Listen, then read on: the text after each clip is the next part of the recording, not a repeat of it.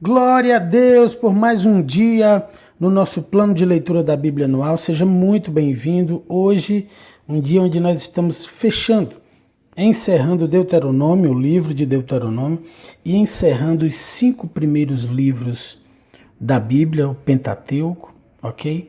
E é uma alegria muito grande poder ter vivido esses dias, essa jornada com você até aqui, tá? Eu quero lembrar você que é novo aqui, que está chegando, que está tudo gravado. Nós temos uma playlist aí, onde temos desde o primeiro dia, tá bom? Você pode começar daqui, você pode ir para o início da playlist, fique à vontade, seja abençoado, porque esse material está todo gravado aí. Tá? Eu quero pedir que você é novo aqui, clique no botão inscreva-se, marque o sino de todas, para você sempre receber as notificações aí no seu aparelho, tá bom? Que nós liberamos material, que entramos ao vivo. Vamos nós, gente! Os capítulos de hoje, Deuteronômio 33 e 34, Atos, capítulo 9. Vamos para Deuteronômio, os últimos 2 capítulos.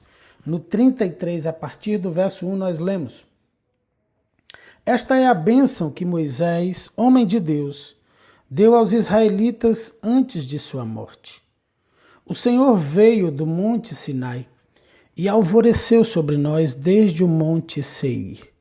Resplandeceu desde o monte Parã e veio de Meribá a Cádiz, com fogo ardente em sua mão direita. Por certo, ele ama seu povo. Todos os seus santos estão em suas mãos, seguem seus passos e recebem seus ensinamentos. Moisés nos deu a lei, a propriedade especial do povo de Israel. O Senhor era rei em Jesurum, quando os líderes do povo se reuniram, quando as tribos de Israel se juntaram como uma só. Quando a tribo de Ruben viva que a tribo de Ruben viva e não desapareça, embora não seja numerosa.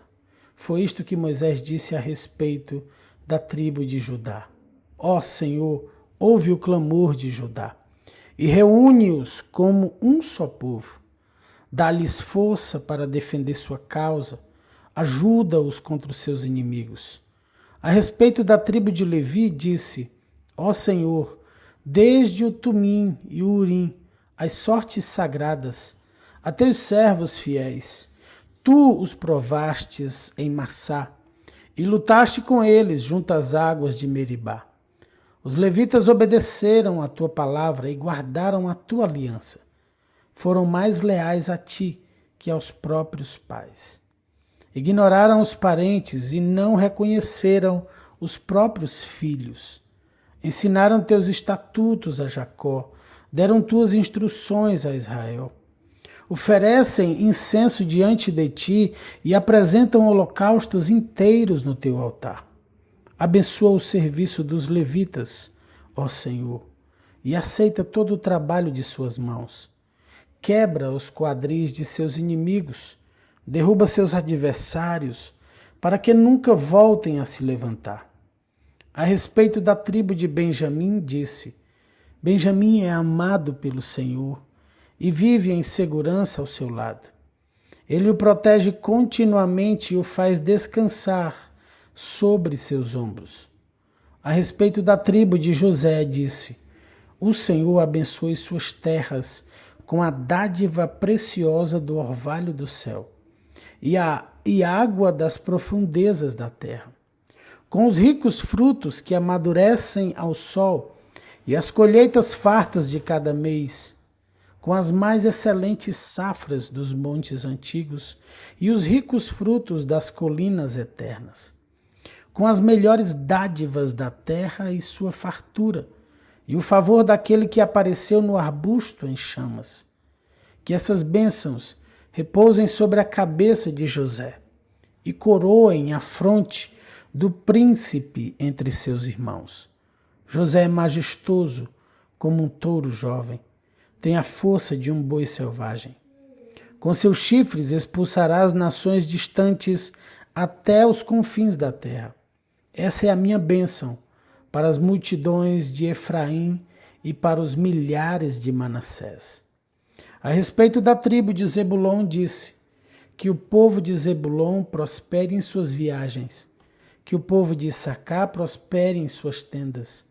Convocam o povo ao monte para lhe oferecer os sacrifícios apropriados. Fartam-se das riquezas do mar e dos tesouros escondidos na areia. A respeito da tribo de Gade, disse: abençoado é aquele que expande o território de Gade. Gade fica à espreita como leão, para arrancar um braço ou uma cabeça. O povo de Gade tomou para si a melhor parte da terra. A ele foi entregue a porção do líder. Quando os líderes do povo estavam reunidos, executou a justiça do Senhor e obedeceu a seus estatutos para Israel. A respeito da tribo de Dan, disse: Dan é filhote de leão, que salta de Bazã. A respeito da tribo de Naftali, disse: ó Naftali, você é rico em favor e repleto das bênçãos do Senhor. Herdarás as terras do oeste e do sul. E a respeito da tribo de Asser, disse: que Asser seja mais abençoado que os outros filhos. Seja ele estimado por seus irmãos, e banhe os pés em óleo de oliva. Que as trancas de suas portas sejam de ferro e bronze, e sua força dure por todos os seus dias. Não há ninguém como Deus de Jesurum. Ele cavalga pelos céus para ajudá-los, e monta as nuvens com majestoso esplendor. O Deus eterno é seu refúgio, e seus braços eternos os sustentam. Expulsa os inimigos de diante de vocês e grita: destruam esses povos. Israel viverá em paz. A fonte de Jacó estará segura, numa terra de cereais e vinho novo, onde os céus gotejam o orvalho. Como você é feliz, ó Israel! Quem é como você, povo salvo pelo Senhor? Ele é seu escudo protetor e sua espada triunfante. Seus inimigos se encolherão de medo diante de você, e você lhes pisoteará as costas. E aqui nós fechamos o capítulo 33 de Deuteronômio. Vamos para o último capítulo, Deuteronômio 34, a partir do verso 1. Então Moisés subiu das campinas de Moabe ao Monte Nebo, até o topo do Pisga, do lado oposto de Jericó. Ali o Senhor lhe mostrou toda a terra de Gileade a Dan, toda a terra de Naftali, a terra de Efraim, Manassés, a terra de Judá, que se estende até o mar Mediterrâneo, o Neguebe, o vale do Jordão, com Jericó, a cidade das palmeiras até Zoar. E o Senhor disse a Moisés: esta é a terra que prometi sob juramento a Abraão, Isaque e Jacó, quando disse: eu a darei a seus descendentes. Sim, permiti que você a visse com seus próprios olhos, mas você não atravessará o rio para entrar nela. Assim Moisés, servo do Senhor, morreu ali na terra de Moabe, conforme o Senhor tinha dito. Ele o sepultou num vale junto a Bet-peor, em Moabe. Mas até hoje ninguém sabe o lugar exato. Moisés tinha 120 anos quando morreu, e no entanto ainda enxergava bem, e tinha todas as suas forças. Os israelitas prantearam a morte de Moisés por 30 dias nas campinas de Moabe, até se cumprir o período do ritual de luto. Josué, filho de Num, estava cheio do espírito de sabedoria, pois Moisés havia imposto as mãos sobre ele. Por isso os israelitas lhe obedeceram e fizeram o que o Senhor havia ordenado a Moisés. Nunca houve em Israel outro profeta como Moisés, a quem o Senhor conhecia face a face. O Senhor o enviou ao Egito para realizar todos os sinais e maravilhas contra o faraó, contra todos os seus servos e contra toda a sua terra. Com grande poder, Moisés realizou atos temíveis diante dos olhos de todo o Israel. E aqui nós finalizamos os capítulos do Antigo Testamento e finalizamos o livro de Deuteronômio, fechando também aqui o Pentateuco, os 5 primeiros livros da Bíblia, ok? Vamos ao Novo Testamento, Vamos a Atos 9. Eu quero dar glória a Deus porque você imagina uma época que você não conseguia encerrar um livro da Bíblia e agora você já encerrou vários. Nós estamos vencendo, ok? Vamos ler toda a Bíblia ao final desse ano. Atos 9, verso 1 diz o seguinte: Enquanto isso, Saulo, motivado pela ânsia de matar os discípulos do Senhor, procurou o sumo sacerdote. Pediu cartas para as sinagogas em Damasco, solicitando que cooperassem com a prisão de todos os seguidores do caminho, homens e mulheres, que ali encontrasse, para levá-los como prisioneiros a Jerusalém. Quando se aproximava de Damasco, de repente uma luz do céu brilhou ao seu redor. Ele caiu no chão e ouviu uma voz lhe dizer: Saulo, Saulo, por que você me persegue? Quem és tu, Senhor? Perguntou Saulo. E a voz respondeu: Sou Jesus, a quem você persegue. Agora levante-se e entre na cidade, onde lhe dirão o que fazer. Os homens que estavam com Saulo ficaram calados de espanto, pois ouviam uma voz, mas não viam ninguém. Saulo levantou-se do chão, mas ao abrir os olhos estava cego. Então o conduziram pela mão até Damasco. Lá ele permaneceu cego por 3 dias e não comeu nem bebeu coisa alguma. Havia em Damasco um discípulo chamado Ananias. O Senhor o chamou numa visão. Ananias. Sim, Senhor, respondeu ele. O Senhor disse: Vá à rua direita, à casa de Judas. Ao chegar, pergunte por um homem de Tarso chamado Saulo. Ele está orando nesse momento. Mostrei-lhe numa visão um homem chamado Ananias chegando e impondo as mãos sobre ele para que voltasse a enxergar. Ananias, porém, respondeu: Senhor, ouvi muita gente falar das coisas horríveis que esse homem vem fazendo ao teu povo santo em Jerusalém. E ele tem autorização dos principais sacerdotes para prender todos que invocam o teu nome. O Senhor, no entanto, disse: Vá, pois Saulo é o instrumento que escolhi para levar minha mensagem aos gentios e aos reis, bem como ao povo de Israel. E eu mostrarei a ele quanto deve sofrer por meu nome. Ananias foi e encontrou Saulo. Ao impor as mãos sobre ele, disse: Irmão Saulo, o Senhor Jesus, que lhe apareceu no caminho para cá, me enviou para que você volte a enxergar e fique cheio do Espírito Santo. No mesmo instante, algo semelhante a escamas caiu dos olhos de Saulo, e sua visão foi restaurada. Então ele se levantou, foi batizado, e depois de comer, recuperou as forças. Saulo permaneceu alguns dias em Damasco com os discípulos. Logo começou a falar de Jesus nas sinagogas, dizendo: Ele é o Filho de Deus.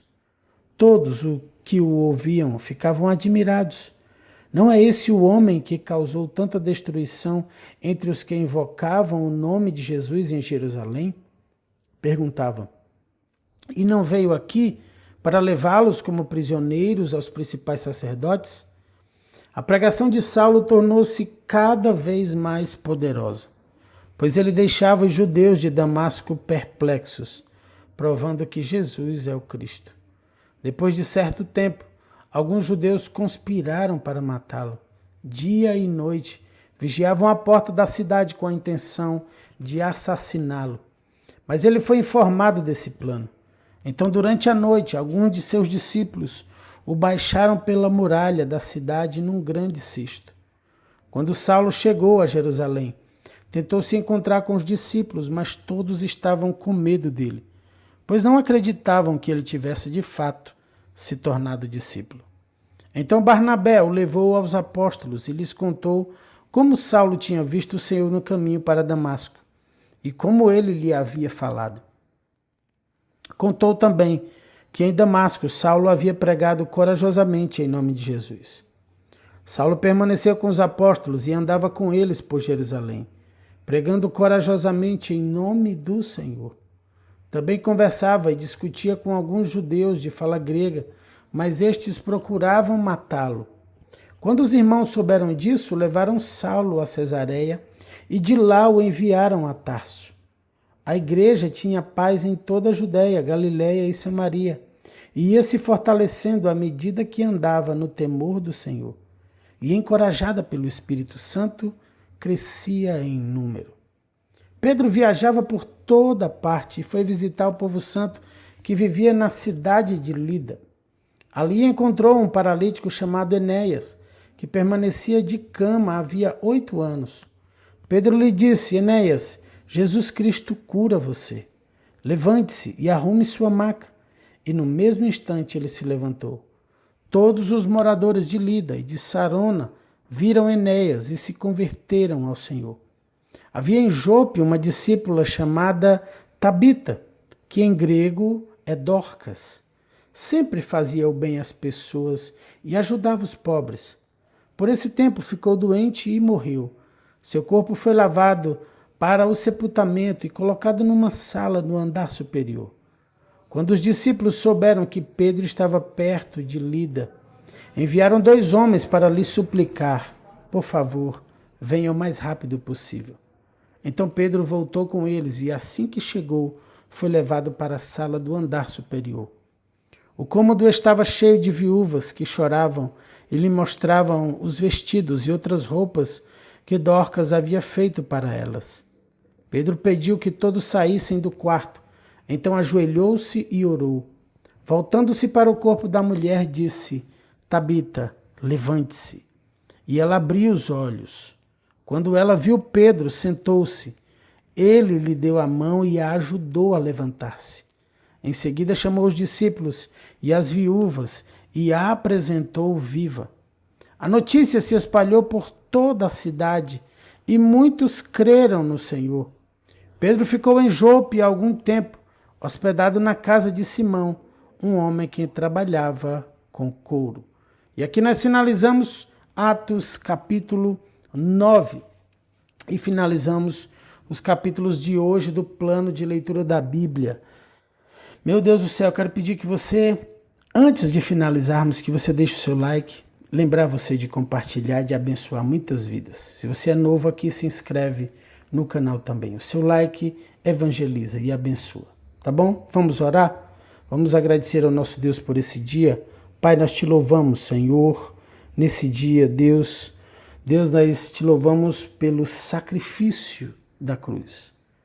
O sacrifício, Senhor, de Jesus, a ressurreição que nos devolveu a vida eterna. Senhor, quando nós vemos, Senhor, esse encontro poderoso de Saulo, meu Pai, de perseguidor a propagador do teu evangelho e perseguido também por amor ao teu evangelho e ao teu nome.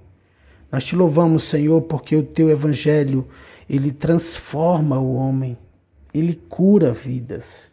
E é isso que nós queremos declarar sobre cada pessoa que tiver contato com a tua palavra, com a Bíblia. Cada pessoa que ouvir aqui os capítulos do plano de leitura da Bíblia, que essa palavra entre na mente, no coração e faça uma revolução. Que haja ressurreição em áreas da sua vida que já estavam mortas. Que haja ressurreição dentro do seu lar, no seu casamento, nos relacionamentos com os filhos. Que haja um poder de Deus, poderoso, meu Deus, um poder para desfazer toda a obra maligna e para fazer a sua casa crescer, frutificar e prosperar. Seja cheio do Espírito Santo, meu irmão, nesse dia. Seja cheio da vida de Deus. Seja cheio da esperança da glória. Seja curado, se você está enfermo, seja curado em nome do Senhor Jesus. Seja abençoado. É assim que nós oramos e consagramos ao Senhor todo esse dia. E oramos em nome do Senhor Jesus. Se você que está aí do outro lado, se você crê e recebe, fala comigo amém, e glória a Deus, e aleluia. Deus seja louvado. Finalizamos aqui os capítulos de hoje do nosso plano de leitura da Bíblia. Estamos lendo toda a Bíblia durante esse ano. Fica na paz e na graça do Senhor Jesus. Beijo no seu coração. Amamos você. Tchau, tchau.